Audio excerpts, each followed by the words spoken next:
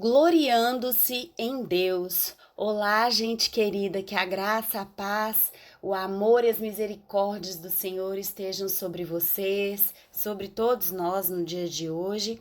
Eu espero que vocês estejam bem.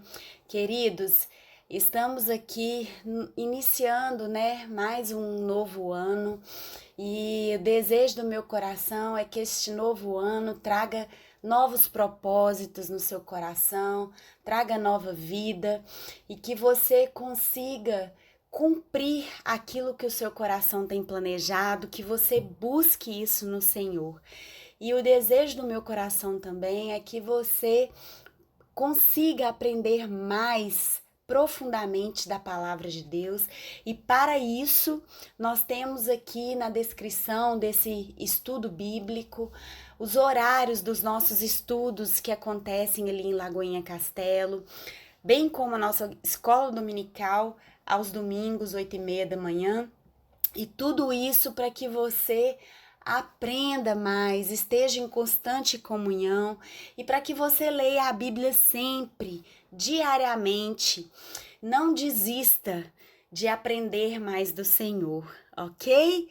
Então vamos aqui aprender um pouquinho mais em Salmo de número 34, que diz o seguinte, nós vamos ler do versículo 1 ao versículo 9 inicialmente. Diz assim: Bendirei o Senhor o tempo todo. Os meus lábios sempre o louvarão. Minha alma se gloriará no Senhor. Ouçam os oprimidos e se alegrem. Proclamem a grandeza do Senhor comigo. Juntos exaltemos o seu santo nome. Busquei ao Senhor e ele me respondeu, livrou-me de todos os meus temores. Os que olham para ele estão radiantes de alegria. Seus rostos jamais mostrarão decepção. Este pobre homem clamou e o Senhor o ouviu e o libertou de todas as suas tribulações. O anjo do Senhor é sentinela ao redor daqueles que o temem e os livra. Provem e vejam como o Senhor é bom, como é feliz o homem que nele se refugia. Temam o Senhor vocês, que são os seus santos, pois nada falta aos que o temem. Amém? Querido, este salmo é uma das características assim notáveis, que mostra a combinação de adoração e um grande testemunho. Em resposta à oração, Deus maravilhosamente livrou o salmista de algum grande perigo. E a gratidão deste salmista transborda em louvor, em exortação a outros para que provem e vejam por si mesmos a bondade do Senhor. O salmista se descreve como alguém que se gloriará no Senhor, como vemos no versículo 2. Ou seja, o salmista atribui sua salvação ao Senhor. E uma vez que faz isso em voz alta, aqueles que o ouvirem também darão glória a Deus. Spurgeon disse que os 10 primeiros versículos deste salmo são um hino de louvor ao Senhor. E os últimos 12 versículos são um tipo de sermão. Então, o salmista aqui decidiu, na primeira parte desse salmo, que o seu louvor seria congregacional, uma vez que somente no Senhor que a sua alma se gloria, ele sabe que os oprimidos ouvirão e se alegrarão, pois esse é o único tipo de glória que alegra os humildes. Então o salmista os convida a glorificar o Senhor com ele. No versículo 3 diz: proclamem a grandeza do Senhor comigo, juntos exaltemos o seu nome. Uma vez que mais adiante o salmista insiste para que olhem para o Senhor e fiquem radiantes de alegria. No versículo 5 vai dizer: os que olham para ele estão radiantes de alegria. Seus rostos jamais mostrarão decepção.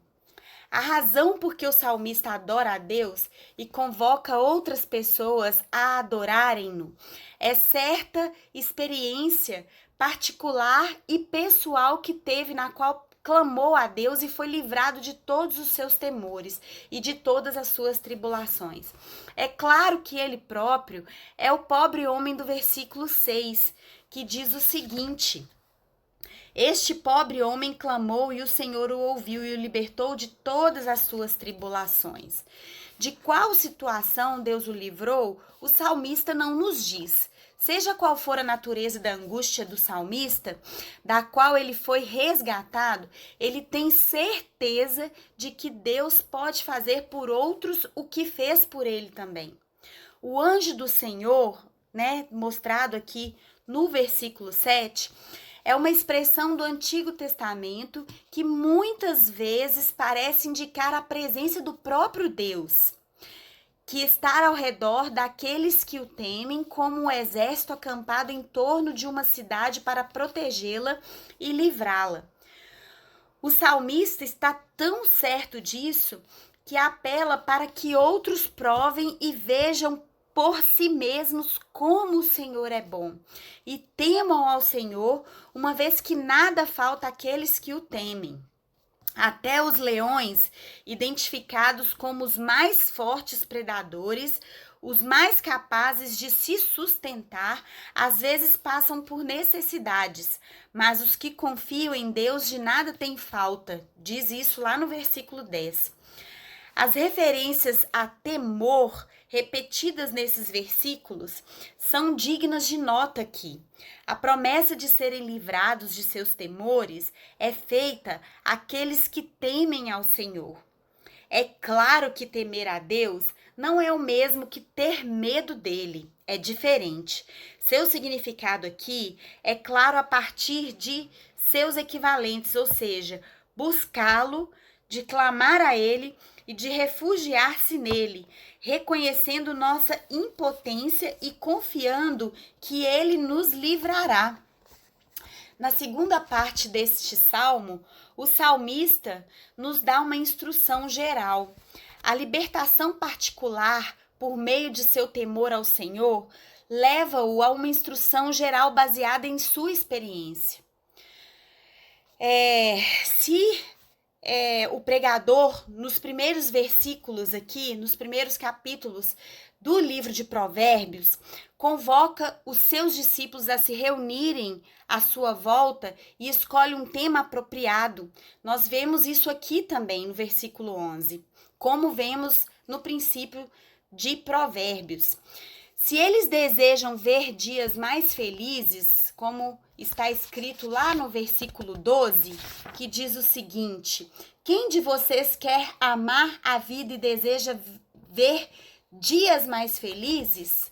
Então, se eles desejam ver dias mais felizes, o temor a Deus deve ser expresso não apenas pela fé, mas também por obras.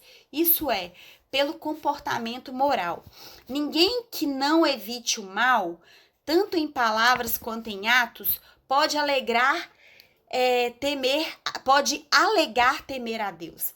Tampouco é suficiente afastar-se do mal. É preciso, com certeza, que a pessoa faça o bem e busque a paz com perseverança. Mais adiante, são citadas as bênçãos concedidas aos justos, ou seja, aqueles que temem a Deus, evitam o mal e fazem o bem. Os olhos e os ouvidos de Deus estão voltados para eles, enquanto seu rosto se volta para os ímpios. Deus ouve e livra os justos, aproxima-se dos que têm coração quebrantado e salva os que têm espírito abatido. Mas isso não significa que os justos estejam isentos das adversidades. Pelo contrário, o justo passa por muitas adversidades. No versículo 19 aqui vai dizer: o justo passa por muitas adversidades, mas o Senhor o livra de todas. Mas, no entanto, Deus limita as aflições do seu povo, tanto em termos de duração como de extensão.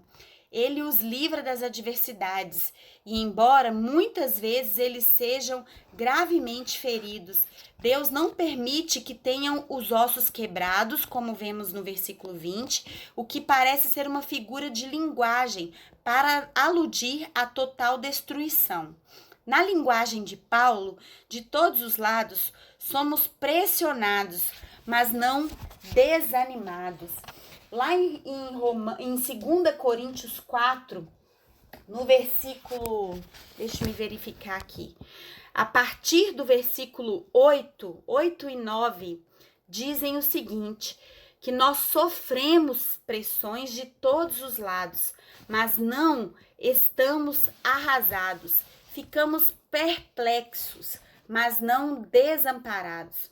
Somos perseguidos, mas não desamparados, abatidos, mas não destruídos. Tudo isso porque nós temos um Deus, o qual nós possamos nos gloriar.